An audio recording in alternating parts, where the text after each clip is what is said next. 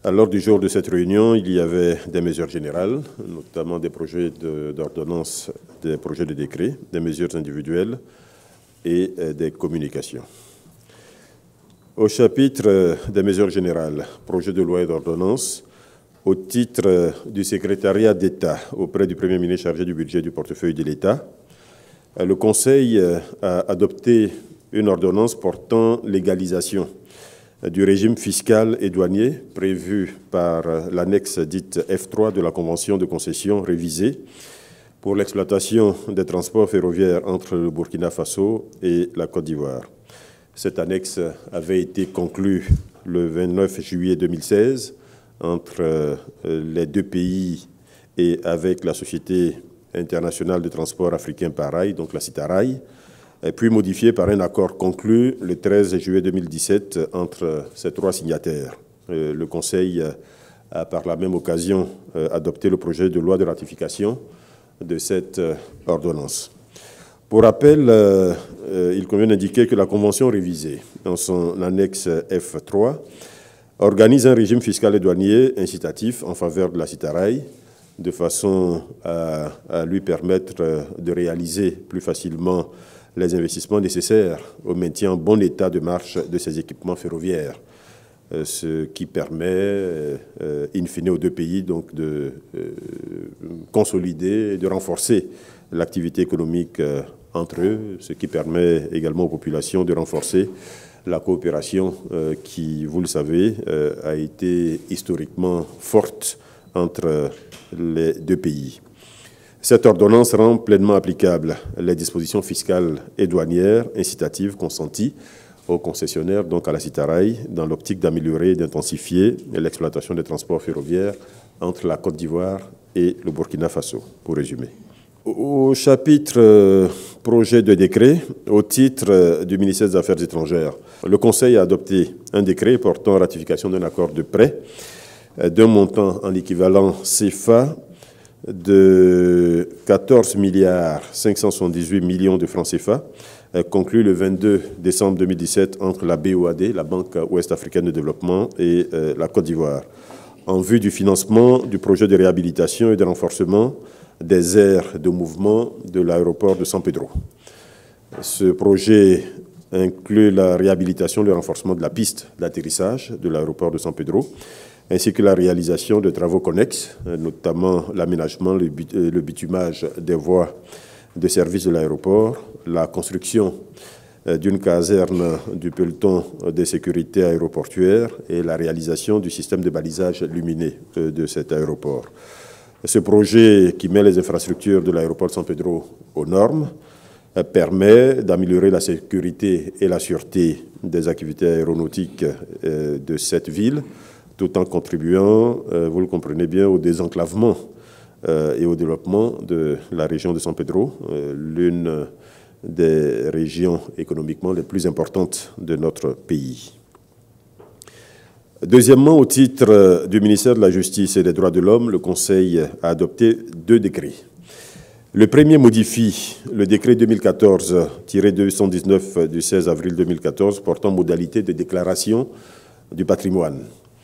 Ce décret réorganise, en application d'une ordonnance récemment prise, celle du 17 janvier 2018, l'ordonnance 2018-25, qui modifie une ordonnance précédente, la numéro 2013-660 du 20 septembre 2013, relative à la prévention et à la lutte contre la corruption et les infractions assimilées.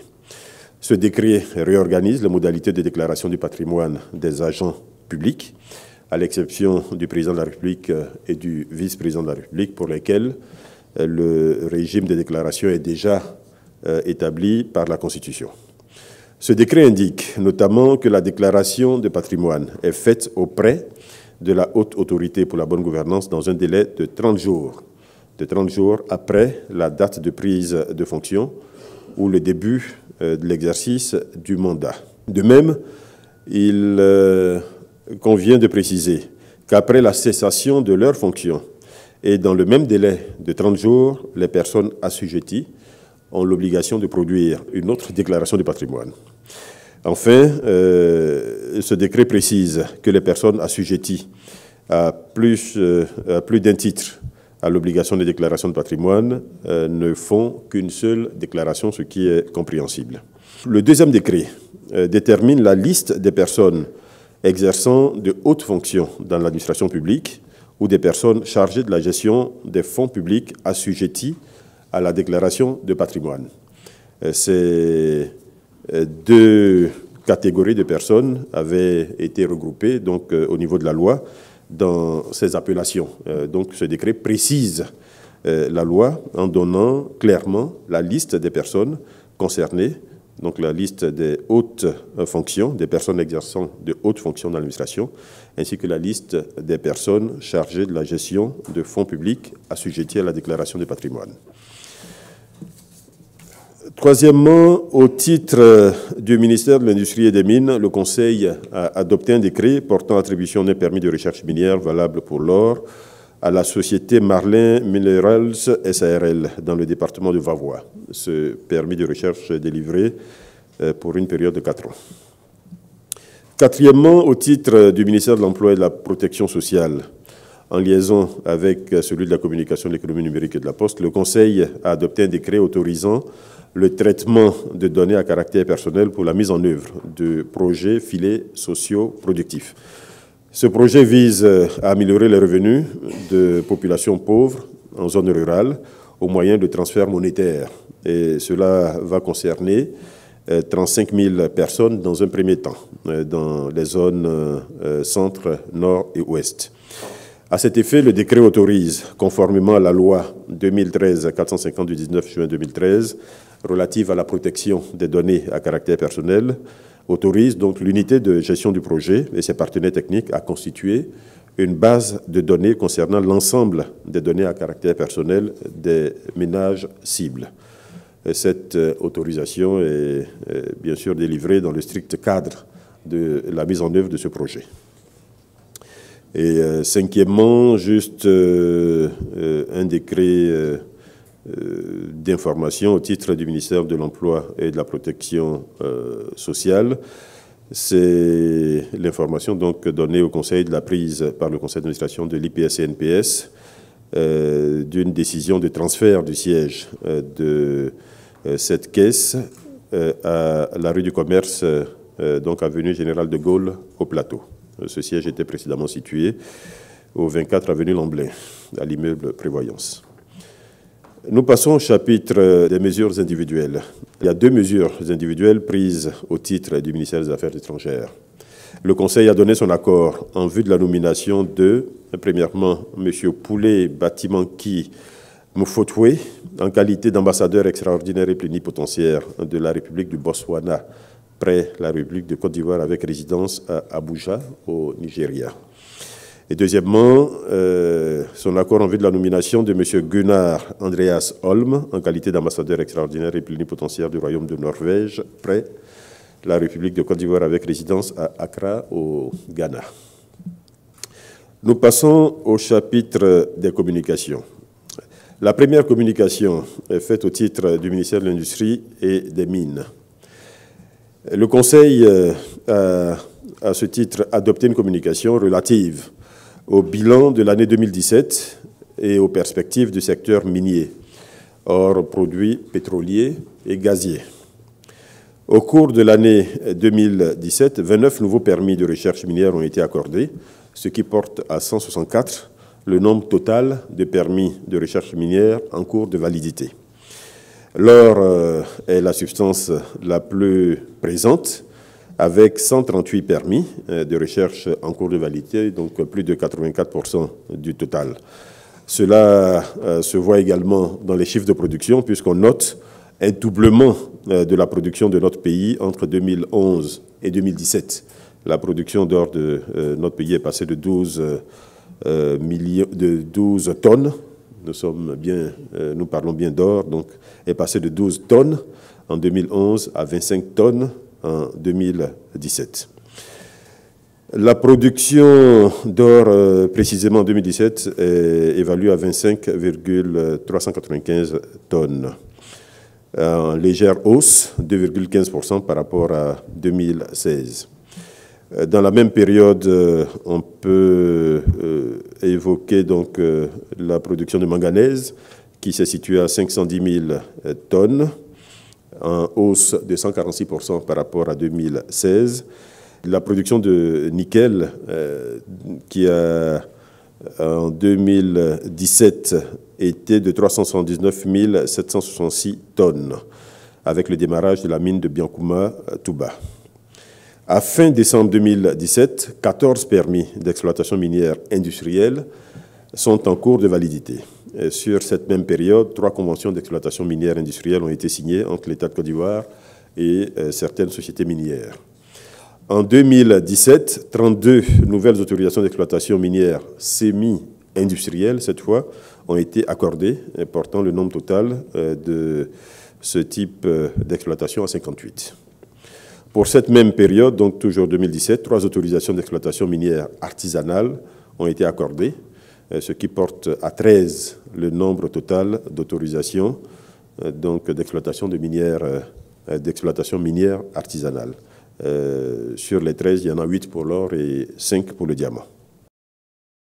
5 opérations d'exportation de diamants bruts ont été réalisées au cours de l'année 2017, qui portent sur 11 156 carats pour un chiffre d'affaires évalué à 2,1 millions de dollars US.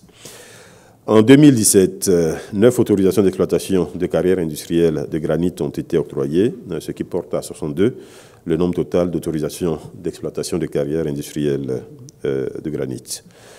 Pour la même période, on peut mentionner que la production de matériaux concassés s'est élevée à 3 672 000 tonnes. Et s'agissant de l'exploitation industrielle de carrières de sable de lagune, 5 autorisations ont été accordées au titre de l'année 2017, ce qui porte à 39 le nombre d'autorisations aujourd'hui accordées. La production de ce sable de lagune s'est élevée à 955 000 mètres cubes, en hausse de 9,5% par rapport à 2016, ce qui est compréhensible puisque cette production est liée au dynamisme du secteur du bâtiment et des travaux publics dans notre pays. Il importe ici de préciser qu'en raison de l'impact potentiel de cette activité sur la nappe phréatique qui alimente la ville d'Abidjan en eau potable et les nuisances environnementales que cela crée, il a été décidé de suspendre la délivrance de nouveaux permis d'exploitation et d'extraction de sable dans les baies lagunaires de Koumassi, de Cocody et de Bingerville. Des autorisations continueront d'être délivrées pour la zone de Songon. On peut également, dans ce bilan, indiquer que le nombre d'emplois directs enregistrés dans le secteur minier est estimé à 10 524 en fin 2017, contre 8 291 en 2016, soit une hausse de 21%. Les emplois directs sont estimés à 31 500 contre 24 800 en 2016. Et le chiffre d'affaires déclaré en 2017 par le secteur des mines est de 539 milliards de francs CFA contre 483 milliards en 2016, soit une hausse de 10%. Évidemment, tout cela génère des recettes fiscales qui se sont élevées à 56,4 milliards de francs CFA pour l'année 2017 contre 34 milliards en 2016, soit une hausse de 39,8%.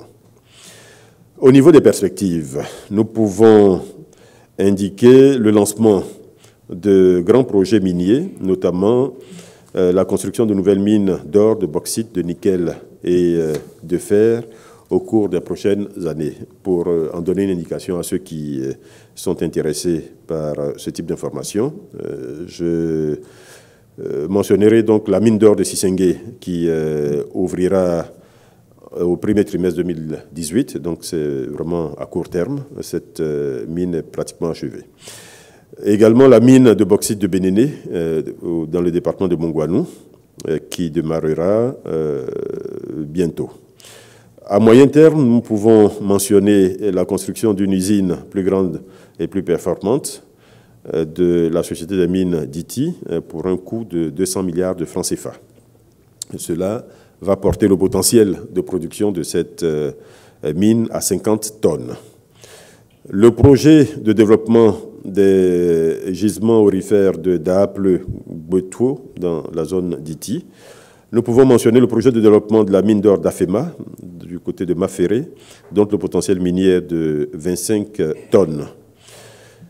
Nous pouvons également mentionner le projet de développement du gisement d'or d'Angovia, dans le département de Boisflé, dont le potentiel est élevé à 100 de tonnes. C'est probablement le potentiel le plus important donc aujourd'hui découvert dans notre pays. Nous pouvons mentionner le projet d'exploitation des gisements nickel-cuivre de Samapleu par la société canadienne Sama Resources en partenariat avec la SEDEMI, là pour un potentiel estimé à 60 millions de tonnes. Nous pouvons mentionner le projet d'exploitation des gisements d'or de la Debo par la société Jofma Resources et le projet d'exploitation des gisements d'or de Zekugbe pour un potentiel d'une 20aine de tonnes. À plus long terme, nous pouvons mentionner donc le projet de fer dans l'ouest de la Côte d'Ivoire avec les monts Klaoyo, Tia et Gao, avec des ressources aujourd'hui évaluées à plus de 4 milliards de tonnes. Et vous savez que la seule chose qui retarde le début de cette production, c'est le chemin de fer qui devra relier donc les zones de production avec le port de San Pedro. Voilà, donc tout ça pour dire que notre pays dispose d'un potentiel minier très important. Tout cela permettra à la Côte d'Ivoire, sans doute, dans les prochaines années, de figurer parmi les pays les plus importants de notre continent en matière de production de minerais. Deuxièmement, au titre du ministère de l'Éducation nationale, de l'enseignement technique et de la formation professionnelle, le Conseil a adopté une communication relative au bilan de la mise en œuvre du projet d'urgence d'appui à l'éducation de base, ce qui s'appelle le projet PUAEB, ainsi qu'aux perspectives de ce projet.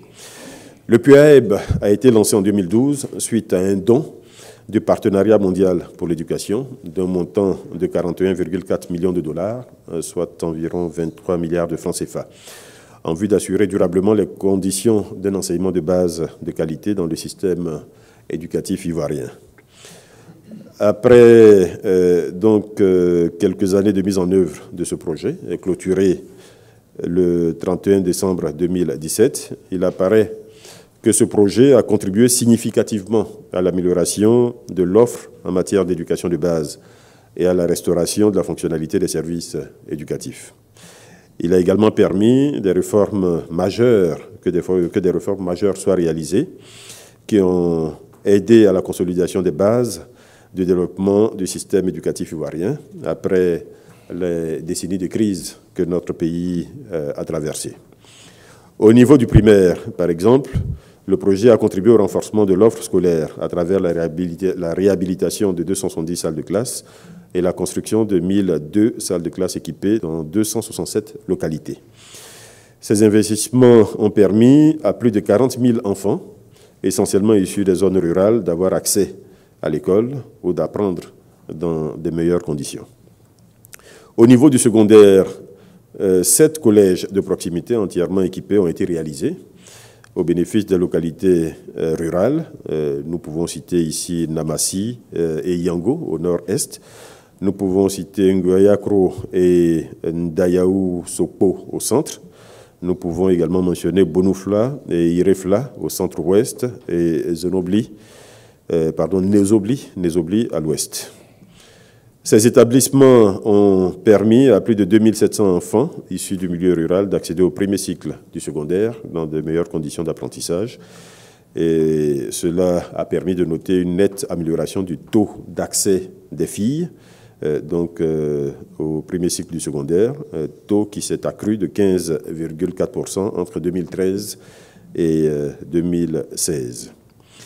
Par ailleurs, grâce à l'appui de ce projet, 1512 enfants non scolarisés ou déscolarisés, âgés de 9 à 14 ans, ont pu être intégrés ou réintégrés dans le système éducatif au moyen des classes passerelles développées en liaison avec ce projet et diverses autres ONG.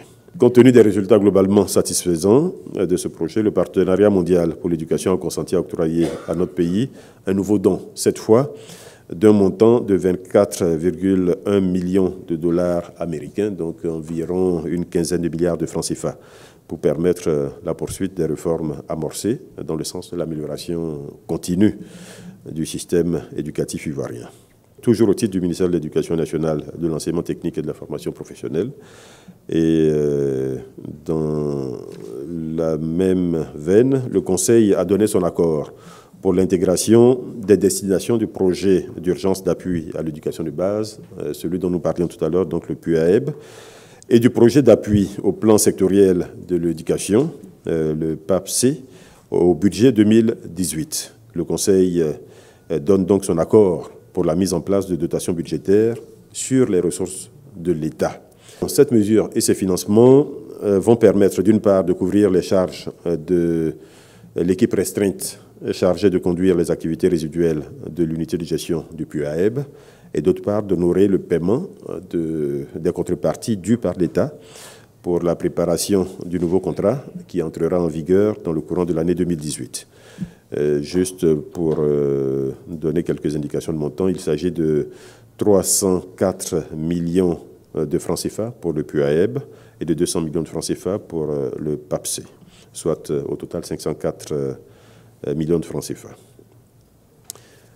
Quatrièmement, au titre du ministère des Transports, là aussi c'est vraiment juste une communication d'information qui est relative à l'enquête sur l'accident de l'avion de type Antonov survenu le 14 octobre 2017 à l'aéroport Félix Houphouët-Boigny d'Abidjan. Pour faire simple, des phases importantes des enquêtes ont déjà été menées à la date d'aujourd'hui, notamment la phase d'identification, de la préservation, de la collecte des éléments factuels résultant de cet accident. La deuxième phase, celle de l'évaluation de l'expertise des éléments, aura lieu à Kiev, entre le 22 et le 28 janvier 2018, donc à Kiev, en Ukraine, sous la supervision des enquêteurs ivoiriens. Et la dernière phase, qui concerne l'identification des causes avérées ou probables des facteurs ayant causé l'accident, aura lieu à Abidjan, avec la formulation des conclusions et des recommandations. Donc, en raison des enjeux ici de sécurité aérienne ou des enjeux liés aux assurances et aux conséquences judiciaires de cet accident, le Conseil a autorisé donc la poursuite des enquêtes et la mise à disposition des ressources nécessaires. Cinquièmement, au titre du ministère de la Santé et de l'Hygiène publique, le Conseil a adopté une communication relative à l'organisation de la campagne nationale de vaccination contre la rougeole et la rubéole. Ces deux maladies infectieuses, donc la rougeole et la rubéole, sont hautement contagieuses. Elles surviennent souvent sous forme d'épidémies qui sont susceptibles d'entraîner un nombre élevé de décès pour la rougeole ou de malformations congénitales pour la rubéole. La prévention, à ce jour, est la seule option de lutte contre ces maladies, puisqu'il n'y a pas de traitement. Le vaccin rougeole-rubéole donc confère à l'enfant une protection à vie. Aussi, le Conseil a décidé, en complément de la vaccination de routine, de renforcer la lutte contre ces maladies avec une campagne de vaccination de masse.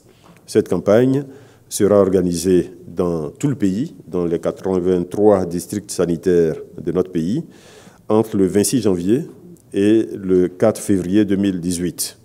Il s'agit ici de protéger 13 millions d'enfants de 9 mois à 14 ans. Donc 13 millions d'enfants de 9 mois à 14 ans. Le coût de cette vaccination est estimé à 5 milliards de francs CFA, donc qui seront supportés par le budget de l'État de Côte d'Ivoire et par nos partenaires au développement, en l'occurrence ici, le Gavi. Sixièmement, au titre du ministère de la Promotion de la Jeunesse, de l'Emploi des Jeunes et du Service civique, le Conseil a adopté une communication relative à la mise en place d'un dispositif de suivi de l'emploi des jeunes dans les investissements publics et privés. Dans la dynamique engagée par le gouvernement pour améliorer la qualité de l'emploi et prendre en compte un volume plus important de jeunes en vue de tendre vers le plein emploi, le Conseil a décidé donc de la mise en place d'un dispositif de suivi de cet emploi jeune dans les investissements publics et privés. Il s'agit d'un outil de promotion de l'emploi qui permettra au gouvernement d'intégrer et de mettre particulièrement l'accent sur l'indicateur emploi en faveur des jeunes dans toutes les initiatives qui seront prises dans notre pays en matière d'investissement. Je l'indiquais tout à l'heure, aussi bien par le privé que par le public. Donc les ministres concernés, en particulier celui chargé de la jeunesse, ont été instruits à l'effet de mettre en place un comité de suivi qui sera chargé de la conception du dispositif et bien entendu de sa mise en œuvre par la suite. Ce comité comprendra toutes les parties prenantes et pourra définir avec l'appui du Bureau international du travail, donc le BIT, les concours de l'opérationnalisation de ce projet.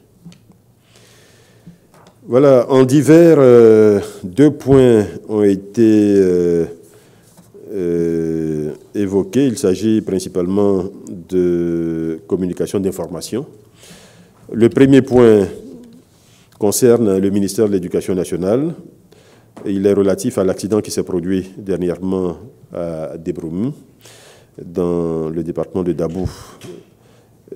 Pour faire simple, il s'agit d'un mur qui malheureusement s'est affaissé sur les élèves qui étaient au cours pendant que des travaux étaient entrepris, pendant que des travaux étaient réalisés par une société pour le compte des cadres de cette localité. Cela a malheureusement entraîné un décès et plusieurs blessés. Une délégation du gouvernement sera conduite par la ministre en charge de l'Éducation nationale et se rendra sur place pour, d'une part, apporter la compassion du gouvernement aux parents des victimes et aux blessés, mais également évaluer la situation pour permettre justement d'en tirer des enseignements et des leçons pour d'autres localités ou pour plus tard. Deuxièmement, c'est une communication, là aussi d'information, faite par Madame la ministre de la Salubrité, mais en tant que fille de la région de l'Ouest.